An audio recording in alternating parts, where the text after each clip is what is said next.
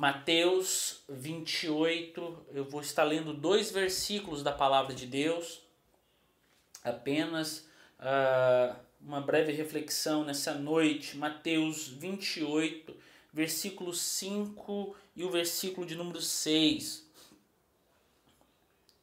Mateus 28, versículo 5 e o versículo de número 6, que diz assim a palavra de Deus: O anjo disse às mulheres: Não tenham medo, sei que vocês estão procurando Jesus, que foi crucificado. Ele não está aqui, ressuscitou, como tinha dito. Venham ver o lugar onde ele jazia. Bom, meus amados irmãos, hoje é um dia especial, porque hoje é o dia onde nós lembramos de Cristo como o nosso Cordeiro Pascual, como a nossa Páscoa, como aquele que foi entregue para morrer por nós, mas também nós lembramos que nesse dia, no primeiro dia da semana, ele ressuscitou, ele venceu a morte e ele está vivo eternamente. Eu quero nessa noite te conduzir a uma breve reflexão, onde eu pretendo mostrar que Cristo é a nossa verdadeira Páscoa. E para isso eu quero desenvolver alguns pontos importantes da história do cristianismo, para que você entenda o que nós estamos tentando abordar aqui nessa noite. E eu não tenho dúvidas, meus amados irmãos, queridos irmãos, de que Jesus foi o homem mais importante que já esteve neste mundo. E certamente jamais haverá algum outro como ele. Sua história não começou quando ele habitou aqui entre nós, mas ela transcende toda a história da humanidade. Pois ele não somente esteve em carne neste mundo, como também é, juntamente com o Pai e o Espírito, coautor de todo o universo e de toda a criação. E esse fato tornou a encarnação de Cristo ainda mais singular e especial, pois tudo foi criado para ele e por meio dele, e absolutamente nada está fora do centro da sua vontade. Também não tenho dúvidas de que quando ele esteve aqui neste mundo, seu nascimento trouxe uma esperança de salvação para mim e para você, restauração e alegria para o seu povo. Nós podemos lembrar que quando Jesus ele nasceu, ele recebeu visitas de pastores, anjos foram até ele. Nós vemos a alegria de Simeão em segurar o menino Jesus em seus braços. E eu não tenho dúvida de que o nascimento de Cristo trouxe uma esperança para o seu povo, assim como essa esperança ela nos alcança até o dia de hoje. Em sua vida, ele ensinou as verdades acerca do reino de Deus, pregou as boas novas de salvação, libertou os cativos, curou os enfermos e, acima de tudo, deixou um exemplo para ser seguido. Ele cumpriu fielmente o que o profeta Isaías havia dito ao seu respeito. Isaías, no capítulo 61, do verso 1 ao 3, ele disse o seguinte: O Espírito do Senhor está sobre mim, porque o Senhor me ungiu para pregar boas novas aos quebrantados. Enviou-me a curar os quebrantados de coração, a proclamar libertação aos cativos e a pôr em liberdade os algemados, a apregoar o ano aceitável ao Senhor e o dia da vingança do nosso Deus, a consolar todos os que choram e a pôr sobre os que em Sião estão de luto uma coroa em vez de cinzas, óleo de alegria em vez de pranto, veste de louvor em vez de espírito angustiado, a fim de que se chamem carvalhos de justiça, plantados pelo Senhor para a sua glória. Em sua morte, ele foi humilhado, sentenciado à cruz como um criminoso. Apanhou, sofreu, foi zombado e pendurado entre dois criminosos, dois ladrões. Como ovelha muda diante dos seus tosqueadores, ele não abriu a sua boca. Foi levado ao matadouro e na cruz teve compaixão de um ladrão, afirmando que ainda hoje ele estaria com Cristo no paraíso. A morte não foi o fim, mas foi o preço pago pelo qual Cristo me redimiu, te redimiu, nos redimiu de nossos pecados. E foi o plano eterno de Deus. Contudo, a cruz poderia ter sido um grande fracasso se Jesus não ressuscitasse ao terceiro dia, como ele mesmo havia dito. E por isso eu quero apontar aqui alguns pontos importantes com você nessa noite. Em primeiro lugar, eu quero destacar que Jesus, o maior homem de todos os tempos, mesmo sendo rejeitado pela grande maioria do seu povo, conforme o relato de João, capítulo 1, versículo 11, que diz: veio para o que era seu, mas os seus não receberam. Ainda assim, nenhum homem em toda a história da humanidade teve tamanha influência e impacto como o nosso mestre teve neste mundo, para com as pessoas de todas as gerações que vieram após ele. Irmãos, vamos fazer uma breve reflexão, uma análise da história do cristianismo.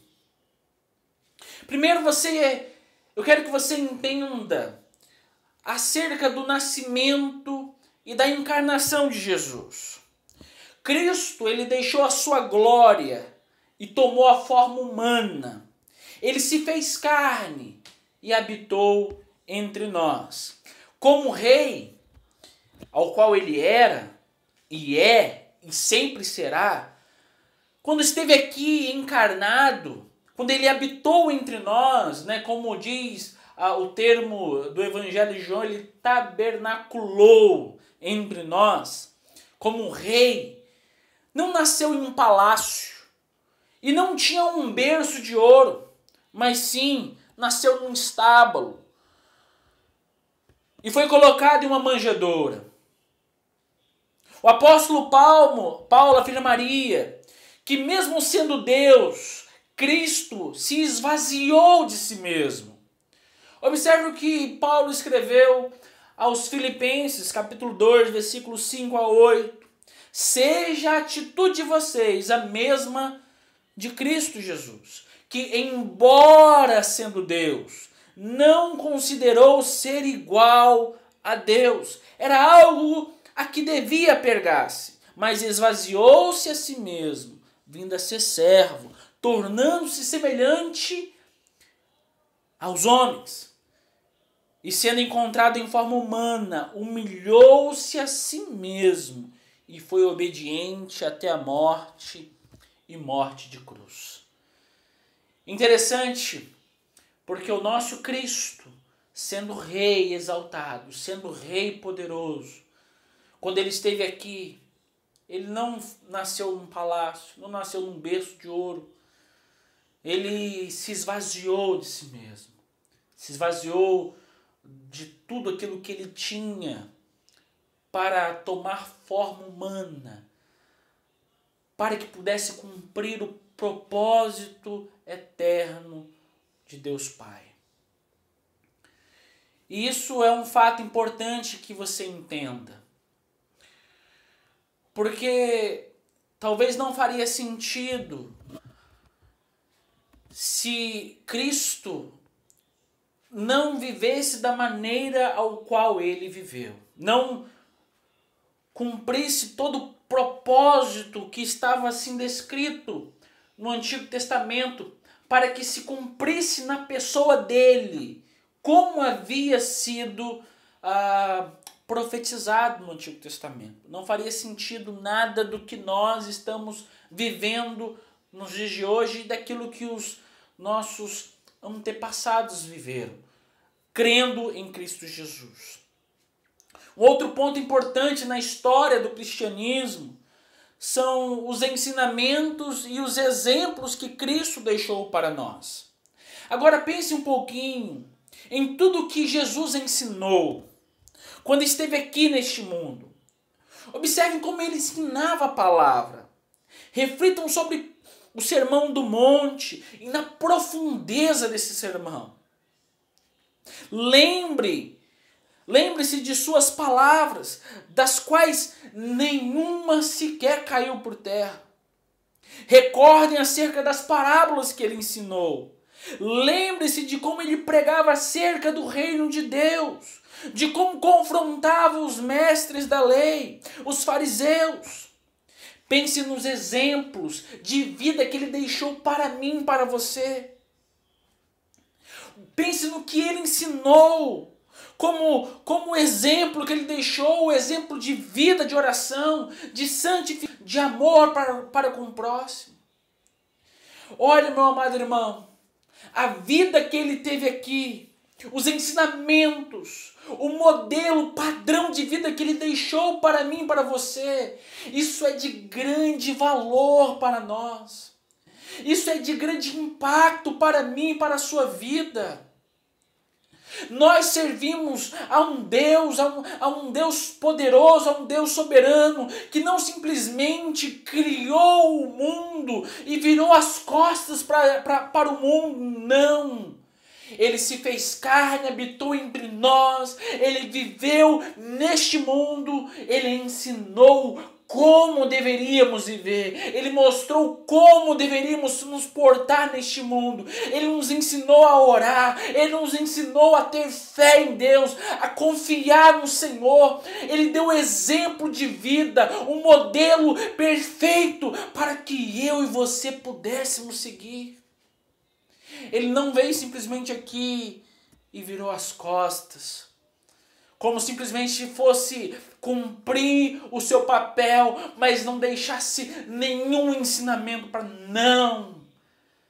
Ele veio aqui, deu exemplo, deixou modelo, ele ensinou. E quando nós começamos a ler tudo aquilo que ele ensinou, fez, suas parábolas, seus ensinamentos, nós ficamos cada dia mais apaixonados, crendo naquilo que, tudo que ele ensinou e fez, foi para que nós pudéssemos ter uma vida diferente nele.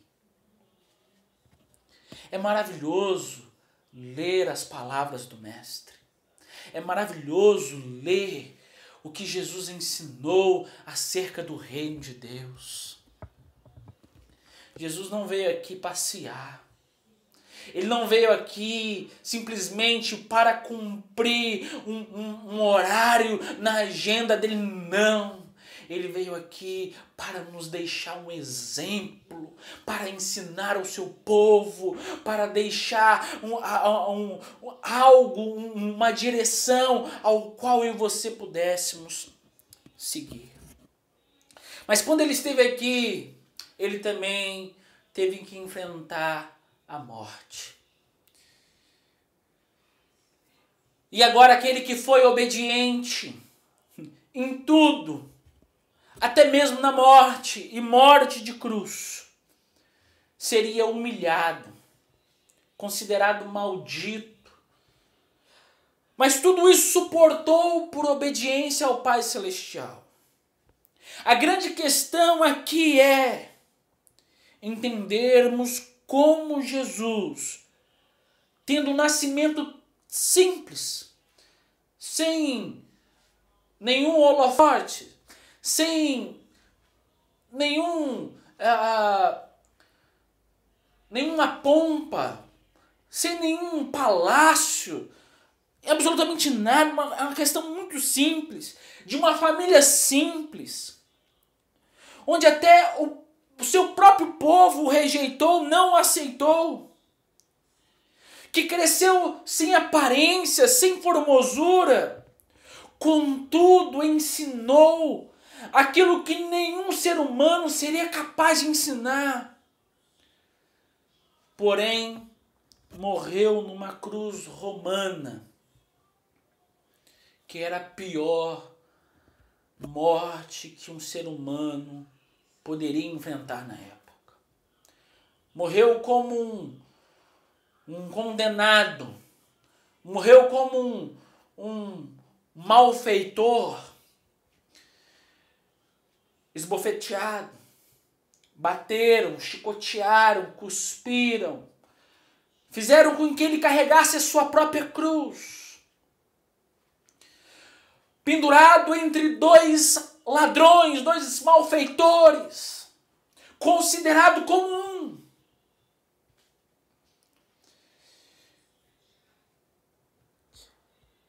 E como nós,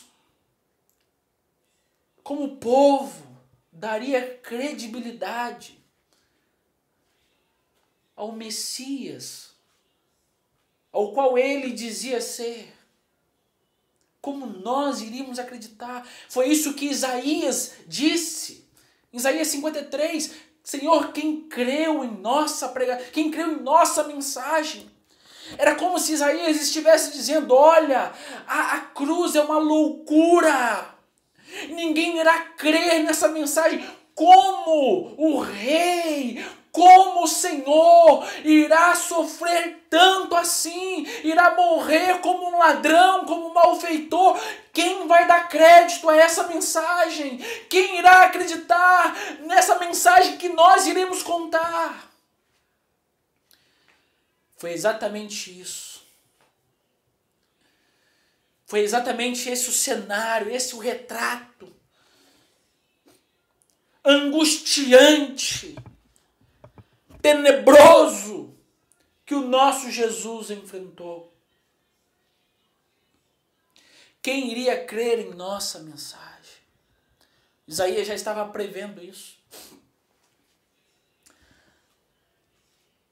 Algo difícil de se compreender. O que nos dá o conforto é saber que a cruz não foi uma surpresa para Jesus. Jesus não foi pego de surpresa. A cruz foi o plano eterno de Deus para nos dar vida. Jesus sabia que iria enfrentar a cruz. Por isso que a mensagem da cruz é uma loucura. E Paulo vai dizer isso, escrevendo à igreja de Corinto. A mensagem da cruz é loucura. Porque se você para pensar comigo, meu amado irmão, como o Rei, o Salvador, o Messias, o Todo-Poderoso, iria viver, se encarnar, viver neste mundo, iria passar pela morte mais vergonhosa que ele poderia enfrentar na sua época. Isso é loucura demais, as pessoas não vão acreditar nessa história. Mas a palavra de Deus diz que a mensagem da cruz é loucura. Mas para aqueles que creem, é o poder de Deus. Poder de Deus para a salvação. E isso que nos conforta é saber que Jesus, ele cumpriu o propósito eterno do Pai. E não somente isso. Jesus, ele deixa um legado, o cristianismo deixa um legado para nós. Olhem para o agora, olhem para hoje. De alguma forma, esse homem, Jesus Cristo, ele impactou a minha e a sua vida. De alguma forma, tudo aquilo que Cristo realizou há aproximadamente 2000 anos atrás tem impactado a minha e a sua vida até os dias de hoje. Por essa razão, Jesus é o maior homem de todos os tempos. Não foi Paulo, não foi Pedro, não foi João, não foram os reformadores ou um pregador contemporâneo. Mesmo que você, melhor dizendo, não creia em Jesus Cristo, mesmo que você fale, olha, eu não creio em Jesus, existe algo que nós não podemos apagar, que é a história. Hoje, nós estamos no ano de 2020,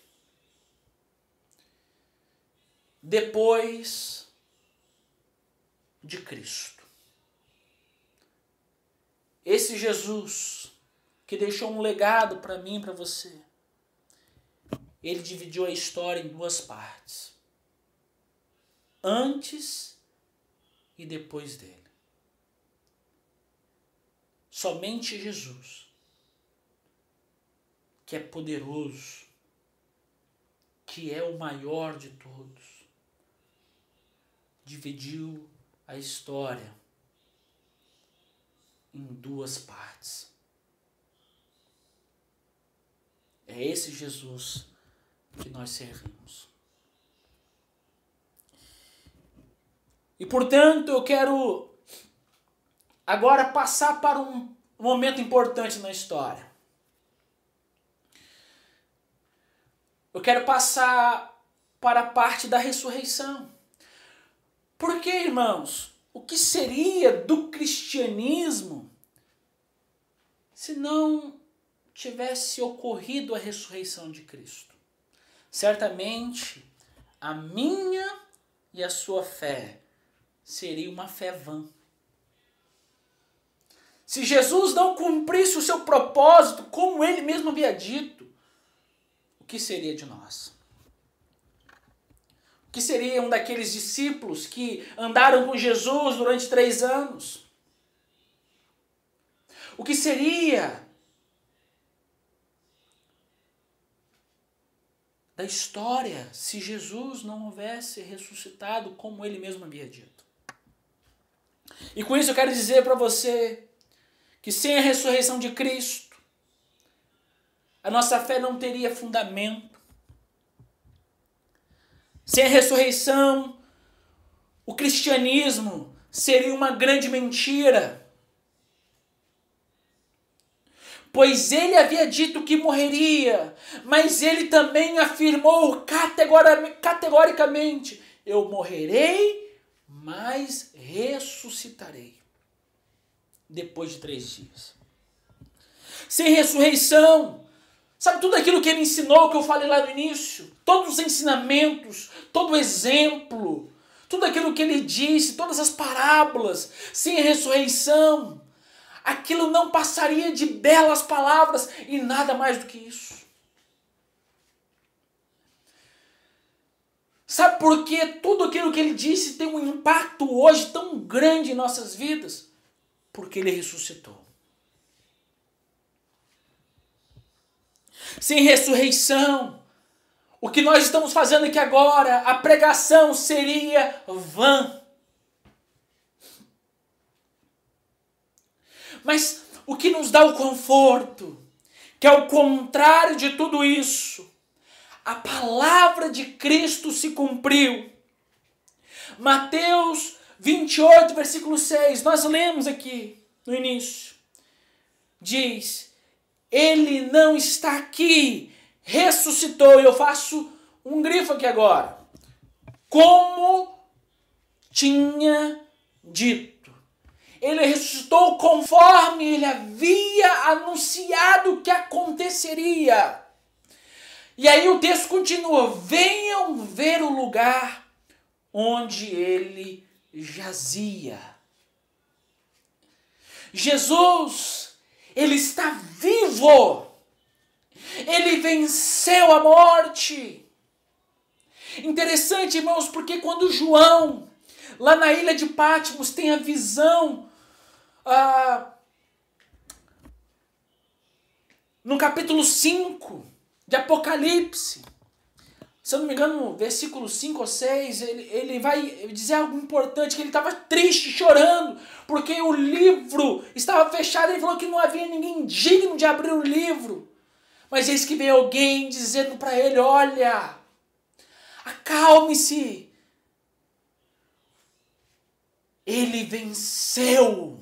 Jesus venceu. Ele é digno de abrir o livro. Ele venceu. Ele está vivo.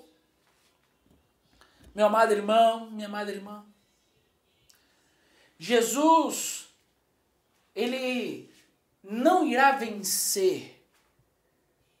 Sabe por quê? Porque ele já venceu. Ele já conquistou. Isso é um fato já consumado. Por isso que você pode crer. Por isso você pode descansar. Por isso que a nossa fé, ela é fundamentada naquele que está vivo. Nós servimos a um Deus vivo. Nós servimos a um Deus que ressuscitou.